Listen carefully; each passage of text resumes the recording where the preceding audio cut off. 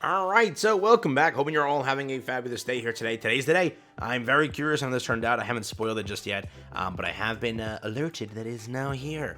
The review for Red Hood, the tier list and everything, we're going to be checking it out together and seeing how this character actually holds up in the kind of testers' hands, how they've done with it and what they kind of came up with. Again, I'm curious because this character is going to be very funny if it does land below what we know, because my tests have gone through and I told you, she's just good. That's it. Nothing more. For a first any character, she's just good.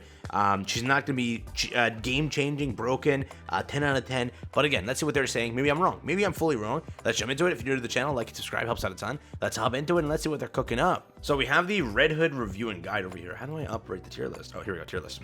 What the fudge? They updated the site? What the hell? Oh my god, they added some great changes over here. There's some buttons over there on the outside. They also added this. Hey, yo! Updated the site, looking nice. They got like icons for each one. Story late, story early, boss solo, boss additional targets, and PvP. Nice. All right, let's check it out. So first off, she's not in the SSS category. Kind of, right? Let's just see. All right, burst 3 is what we're looking at. Where is she going to be? SS is my bet for story late. Wow. Wait, is she not here? It's not updated, is it? Let me refresh. That's how I can show you that. Wait, where is she? Oh, she's put in the burst 1 category. That's why.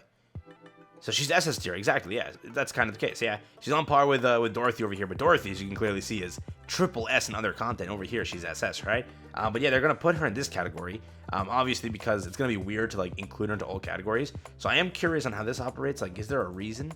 So I'm just guessing that, like, what does that purple symbol mean? Red Hood is a special character whose burst can be used in every single stage. While we have placed her in burst 3 category, did you not? What? While we placed her in burst 3 category, we added them in the top left corner of their card. That's burst 1. Am I high? Let's just go with it. All right, but they're placing her over here. So ironically, your character that wasn't the first any is SSS tier in literally every content minus PvP. The starter character is triple S, and she's just SS already. Damn, they put her in S in boss solo. Where the fudge is that? Boss solo. Miranda's on par with her. Yo, yeah, so I've heard this actually. People are saying that Volume is a much better character, which is just kind of funny there. Yeah, it's just, wow.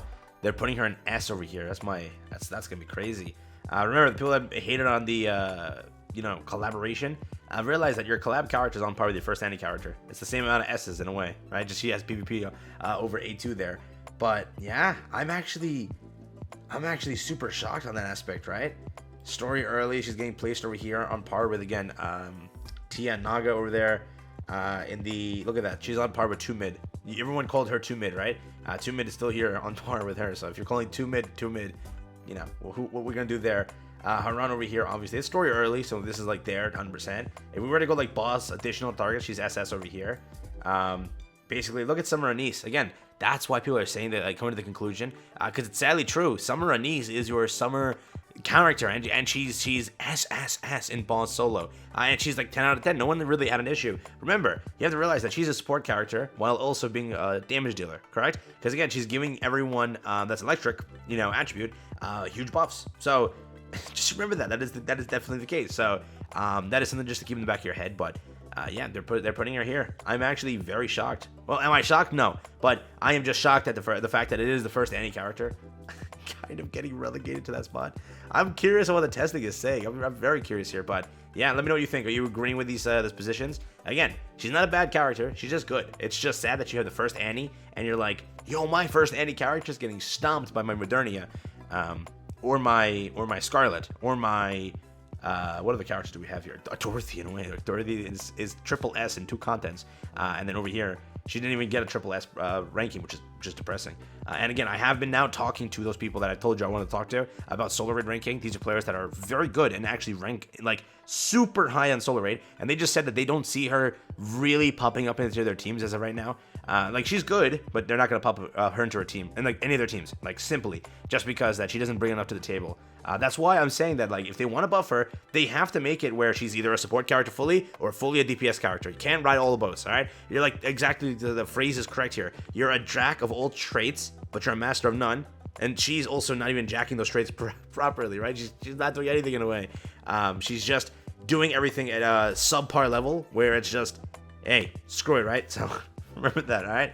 But moving forward, let's read the review over here and see what they're cooking up. Pros and cons. The only unit who can burst skill in any stages, obviously is a big pro, can act as a DPS or buffer, sub DPS or buffer, I'll agree. Can convert excess charge speed into charge damage, that's fine. Unconditional pierce, allowing her to deal much more damage against clustered mobs and parts, which is true. Possesses the highest attack buff in burst 1 despite the 40-second cooldown. Large pierce, radius, hitting multiple mobs in close proximity have never been easier. Has a taunt and lifesteal and HP potency for emergencies. While this is a pro, it's a huge con, so I don't know why the hell I was there. Not OL line dependent. That's a pro, yeah. Endless campaign and Pilgrim Tower potential. So just know this right now that this is true. This is very true. And a lot of people have been telling me this. So just know this. That's it, really. That's it, really. Burst skill has a 40-second cooldown when used in burst stage 1 or 2, except for the first activation.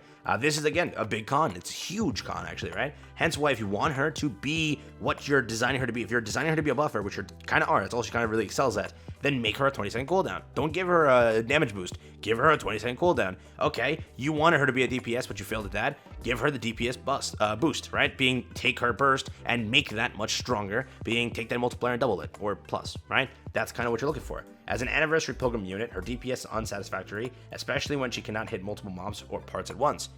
Bro, Dorothy out DPSs, Modernia out DPSs, Scarlet out DPSs.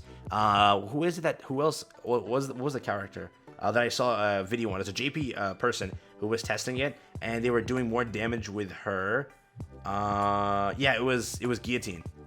Guillotine was somehow doing so much damage on the team, and she was just like wiping. They were trying to like show it. Was it Guillotine? Soline. It was Soline. Yeah. Okay, they look the same in my way. I was like, that's it. No, it was Soline, and Soline was like doing very good, and everyone was like, how is this possible? Your one character here for Annie is losing to Soline. Her burst skill in stage 2 requires her to also use burst skill in stage 3 in the same rotation, else it may backfire. That's also there. I've realized that now. The zoomed in scope during burst skill may make it hard to spot out of reach enemies in manual control. Yeah. Skill investment dependent, 100%. This is massively true. Some units aren't, some units are, and this is one of those units. Pilgrim unit, obtaining outside a special banner is luck dependent. So do what you will with these cons, but they are very accurate. This is like a huge negating factor, and this is true. Like the whole community is realizing that, yeah, my character isn't Pilgrim level, even though she's marketed as the first anti-Pilgrim, correct? Literally, her only trait is like in a way buffing, and that too. Again, it's true. The comments say it constantly, and they're correct. You can't say that she's versatile in a way due to the reason that she does have a 40% cooldown, because sometimes that absolutely nukes your run. So realize that now. But yeah, I just want to read this part. Additionally, no matter in which stage you activate her burst 1, it will always go on a 40-second cooldown unless reset by the gimmick from stage 1 and stage 2 versions, which only happen once per battle. The reset is separate from both stages. In some teams, these bonus resets can mean a slight increase in damage and survivability. Still, the 40-second cooldown is a big letdown to everyone using her as a B1 position as an attack buffer, which is true. See what I mean? This is all very true. But again, do what you will with all this information.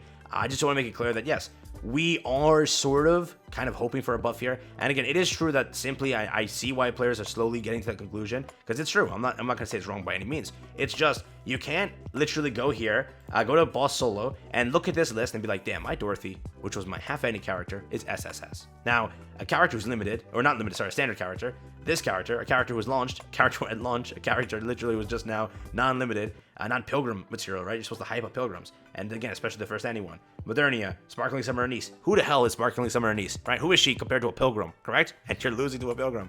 Or rather, you're losing to a limited character. It's just, that's the sentiment that people are coming with. And it's true that, like, you have the first any character, but you can't really throw her into content you want to throw her into, right? It's just, there's better options, right? Yes, I think for new players, pick her up. You're still going to need her. She's still going to be doing damn great. That's true in whatever you need her to do. But in the future, as you pull more characters, as your account expands, you're going to be like, huh, maybe here and there I don't need her. And yes, in the future, she can get buffed heavily. She can. As of right now, though, they currently are just dropping it. Like, why release a first any character? This is why I also want to like address that point. People are saying like, oh, they're gonna buff her in the future just like they did Mast. Mast was, called bad day one, but she grew in support so much.